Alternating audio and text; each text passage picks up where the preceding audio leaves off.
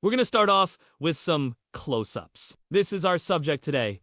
She's an Upa, also known as a Malaysian tapir. And this one's got some pretty interesting features. See these spots here? We're gonna use those as inspiration for the first thing we're gonna do today. Those are called freckles, which makes sense because they look like little tiny stars sprinkled across her face. So, let's take that idea and run with it. Let's start by sketching out a design. I've gone ahead and grabbed this stock image of a fox over here on the left, just to kind of help me with shapes and proportions at first.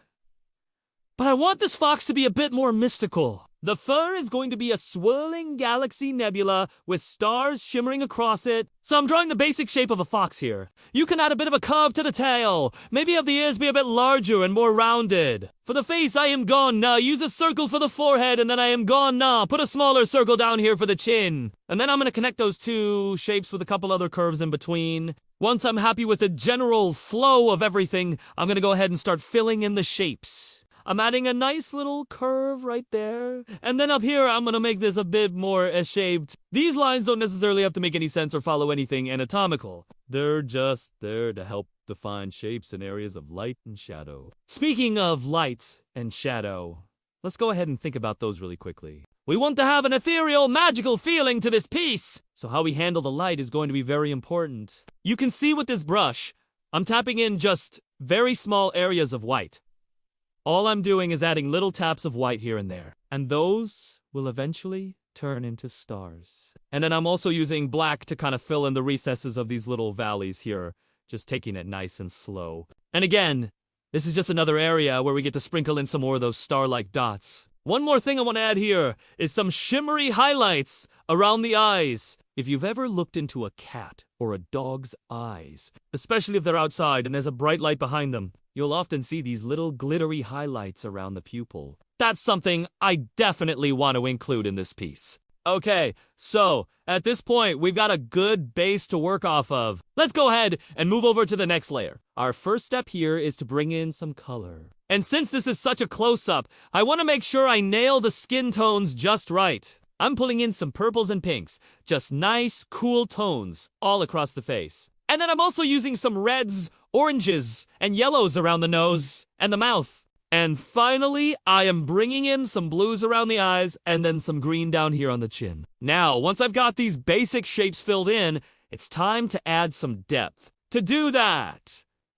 I'm grabbing a smaller paintbrush and I'm adding in some darker colors to start separating some of these shapes from each other. Notice I'm not trying to make these super defined or super realistic. I'm just working with larger shapes and forms. And then right now, I am moving over to the left side of the face, and I'm doing the same thing. Just taking this slowly, adding in some darker colors, separating these shapes, and then some brighter colors to separate these other areas. From there, I'm moving over to the right side of the face, and I'm doing the same thing. Once I've got all the shapes filled in, it's time to start refining things. So I'm grabbing a smaller paintbrush, and I'm starting to add in some more detail. And notice, I'm still working with larger shapes. I'm not getting into any fine detail here. And I'm also mixing in some whites and some blacks to create more contrast and separation between the shapes. Another thing you could do here is just add some noise to the canvas. You can do that with the filter menu under noise. Adding in some noise will just give the piece a bit more of a dreamy, mystical feel. And then finally, let's add in some blur. We'll go to the blur menu. We'll add in some Gaussian blur. Now this is starting to look like a fox. It's starting to come together, but their S1 thing. That S, really important, and that S2, bring in some of those stars. So let's go ahead and do that real quick. I am grabbing a very small paintbrush and then I am tapping in some white pixels here and there. Again, just like we did in the line art stage.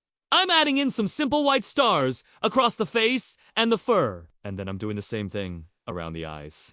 By the way, if you're enjoying this tutorial and you want to see more tutorials like this in the future, please consider subscribing. It really helps support the channel. Thanks, guys.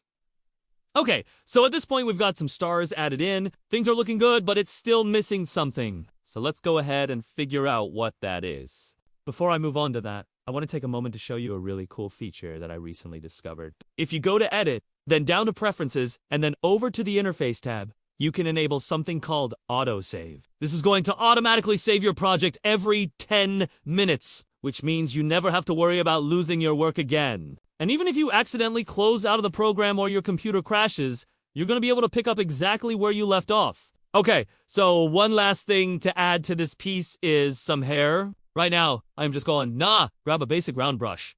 And I am going, start adding in some longer strands of hair across the top of the head. And then you can grab a smaller paintbrush. You can add in some shorter pieces of hair just kind of coming out from the forehead here. And then finally, if you want to add some extra detail, you can grab a smaller paintbrush and then you can start adding in some finer strands of hair. At this point, I'm really happy with how things are looking. So let's go ahead and finish things up with one final step. So far, we've been working on this piece on a white background, but I think it would look better on a darker background. So let's go ahead and change that real quick. Now, it's looking a lot better. It's got that dark plain background that I was looking for. And that brings us to the end of this tutorial. I hope you enjoyed it. Remember, this is your host. Until the next time, stay creative.